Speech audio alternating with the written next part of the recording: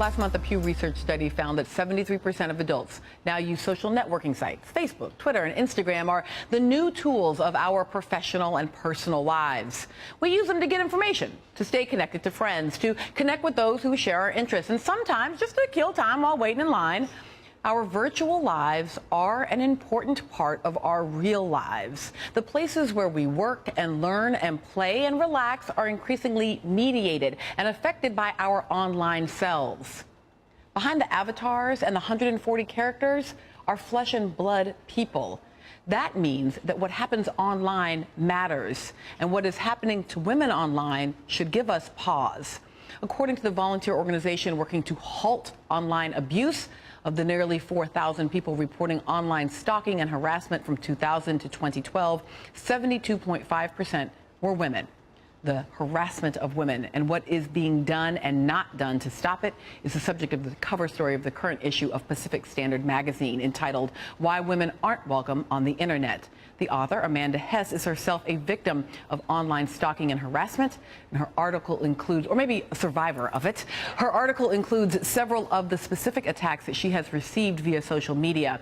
They are so gruesome and so vulgar that I'm not going to read them verbatim here, but they include threats of sexual assault and murder.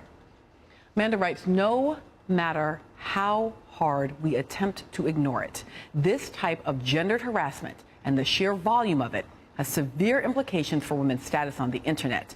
Threats of rape, death, and stalking can overpower our emotional bandwidth, take up our time, and cost us money through legal fees, online protection services, and missed wages. Joining me today is Amanda Hess, contributor to Pacific Standard. Also here, Anthea Butler, professor of religious studies and graduate chair of religion at the University of Pennsylvania. Nancy Giles, contributor to CBS Sunday Morning, feminist editor and Guardian columnist Jill Filopovic. And from San Francisco, Elon James White, managing director and host of This Week in Blackness. So happy to have you all here.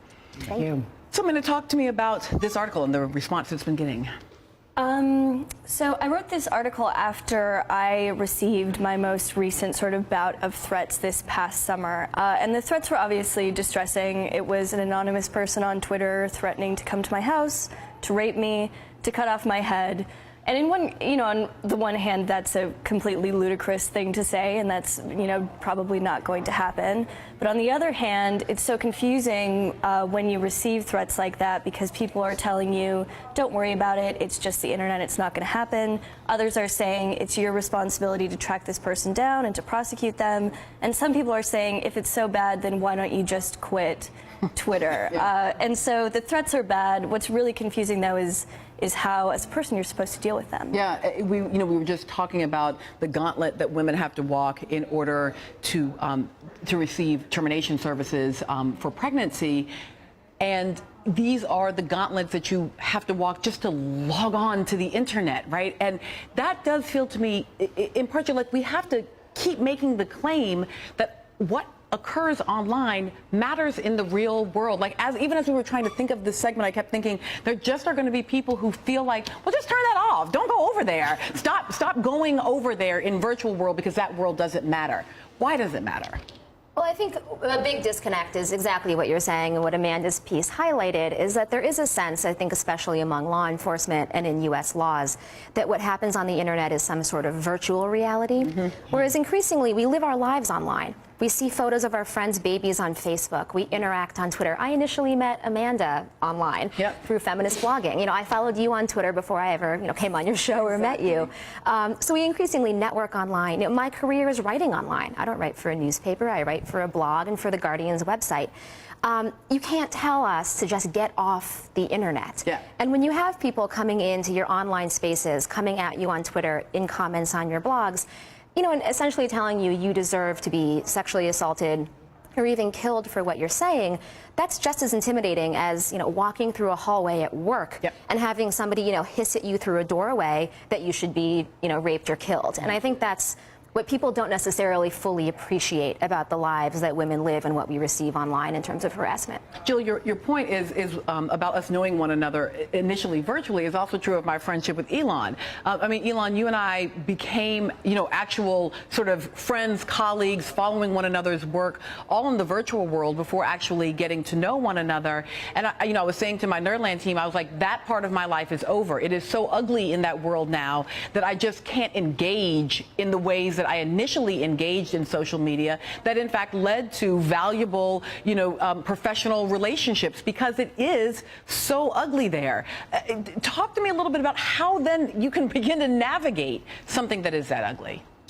I'm not exactly sure, especially with what we are seeing right now with how women are spoken to. And the fact is, like, even when people say, like, when that whole thing about, oh, just don't be there, it's like, it's a terrible idea, because like, for me personally, my entire career right now is based on the social media platforms that I've been using, that I've used for my company, for the relationships I've used. And so basically you're telling women you're not allowed to have that opportunity. Right, exactly. And it's unfair, it's unreasonable. And when people say that, it's literally just ignoring the reality of the world that we're currently living in. And so to actually try to navigate those things, a lot of people do things for their own mental health, like blocking people in a heartbeat, just like no. But that's not sometimes enough, because if you're going into an environment and you just know that when you go into that environment, you're going to be abused, whether it be quote unquote fake or not fake, it's still abuse, and you don't want to do it. Heck, there's days I don't want to log on to Twitter, let alone if someone was threatening to rape me. Yep, absolutely. Anthea, you have tweeted pretty honestly and openly about how these cyber bullies jump off the page, jump off the 140 characters or the Facebook or the blog comments and show up in your real life. That it is part of the active attempts to destroy people's credibility, their capacity to have jobs, right? That these have very real consequences. Yes, they do. I can say to you that, and you know this, and a lot of other academics know this, that once you say something that somebody doesn't like, they start calling the offices. They call your provost's office, they call your dean's office. We want to get them off. We want to shut them up.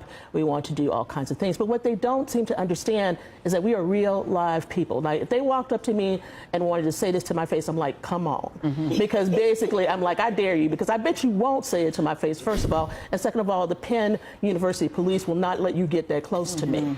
Okay, so that's part of it. But the other part of it is that sometimes this is very coordinated. And I think one of the things we have to talk about are how other bloggers, other tweeters, other people who are active in social media actually attack other people. And there are sites, and we all know this, one by somebody who just got sold to Salem Communications, and everybody knows who that is, who send people to come and attack you when they don't like what they do. So these are coordinated attacks. These are not just the random guy sitting around in his boxer shorts saying, I hate this woman, but they are also coordinated. They are paid for. There are people who say, let's go do this to this person because we want to take them down. And so what I want people to understand, especially Twitter to understand, is that this service that was so great 2 or 3 years ago is now a cesspool of crap.